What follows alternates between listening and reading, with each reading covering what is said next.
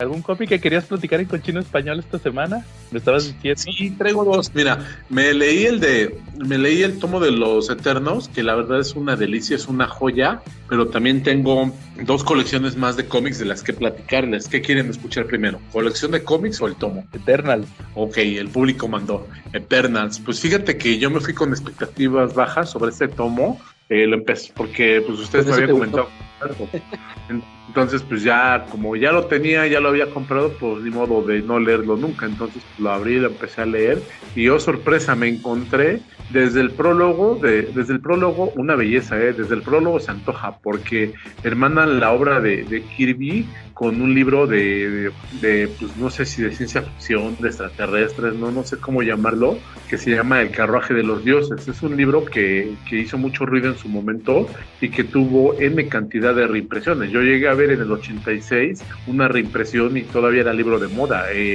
Lo interesante es que este libro es de los 60, creo que del 68, y habla sobre teorías, pero solamente son teorías, porque no nos deja todo abierto a la especulación, porque el libro no nos dice si hay posibilidades, si no hay pruebas, si no existen las pruebas, y al ser un libro de pura especulación, pues viene la delicia, porque pues platica que de repente somos un experimento de los dioses, que los dioses plantaron semillas en nosotros para que cuidáramos algo, y fíjate que esa es la premisa más interesante de Eternals, de Marvel.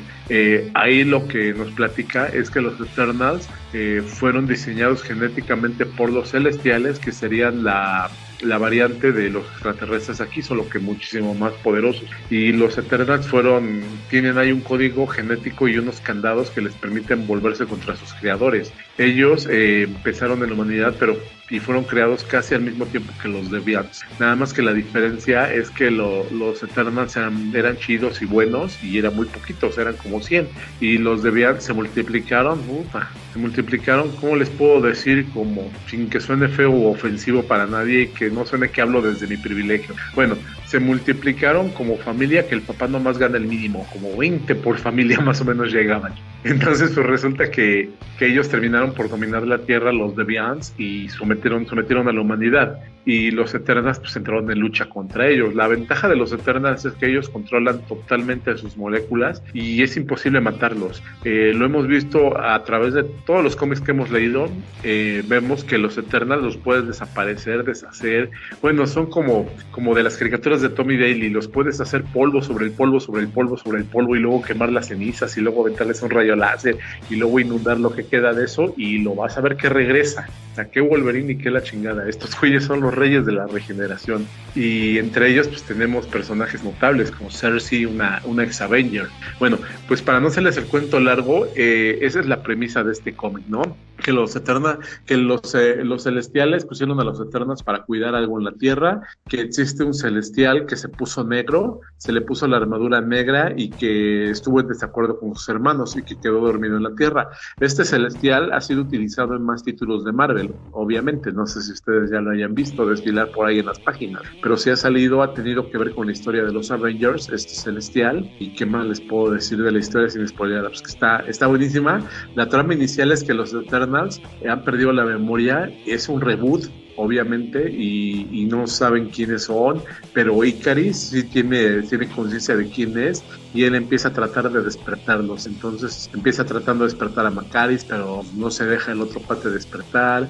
Por ahí aparece Cersei. Lo divertido es que es una organizadora de fiestas. En su otra vida es una organizadora de fiestas y vive sufriendo por el dinero, pero consigue por ahí una fiesta. Aparece Druig, uno de los Eternals, que es más interesante porque es como el villano de ellos, pero también es Eternal y también lucha contra los Deviants. Y este cuate está en un país que era de la ex Unión Soviética, y resulta que se quiere hacer del poder de ese país, pero pues lo hace manipulando, y la verdad está muy bueno. El dibujo de John Romita Jr. queda como anillo al dedo, de verdad, ¿eh? Yo sé que no todos los que lo oyen, es más, creo que yo soy el único fan de John Romita Jr. en México, soy su único fan de él en México, y a pesar de eso me fascina su obra, ¿no? Y su trabajo estuvo genial, quedó hiper mega bueno, son 5 numeritos contenidos en nuestro tomo de lujo y pues qué más les puedo decir, no les puedo contar más porque es spoiler, pero sí léanlo, está súper chingona la obra.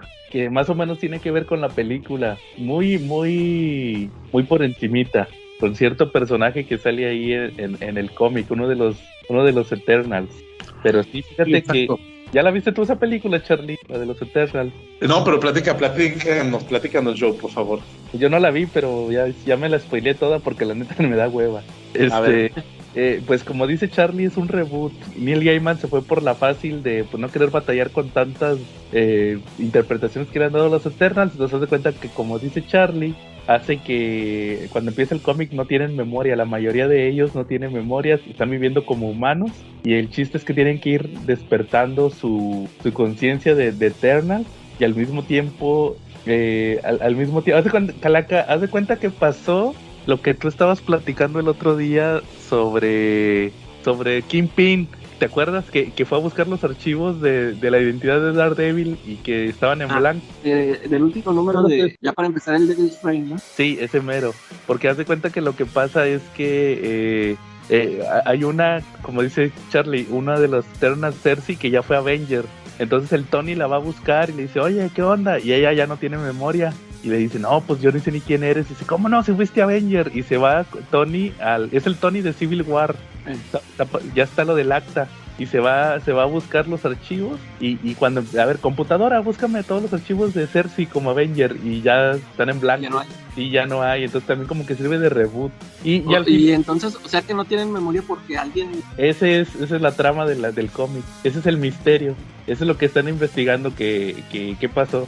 ¿Por qué les pasó eso? Y aparte tú como lector pues sabes que sí existían los personajes y que pues, habían sido unos Avengers, otros habían estado en otros equipos, pero sí el chiste es saber por qué pasó eso. Y pues así fíjate que cuando lo reseñaste, cuando hiciste tu video, a mí sí le doy oportunidad ahí con el Papu. Sí, entonces ahí para que lo cheques también con el Papu, porque sí vale mucho la pena como historia autocontenida. Yo creo que es una buena historia para ir a ver la película. No tiene mucho que ver, por ejemplo, prácticamente el personaje principal es uno que se llama Makari, que en la película es el que tú decías la semana pasada que había uno que era mudo o sordo, no me acuerdo. Sí. No, es mudo, en la película es mudo, pero es una chava. Es la que corre rápido, que decía que le podía ganar a Flash. No sé si supiste en los memes. Te das cuenta que es esa. Y sí, pues vale mucho la pena. ¿Cómo ves, Charlie?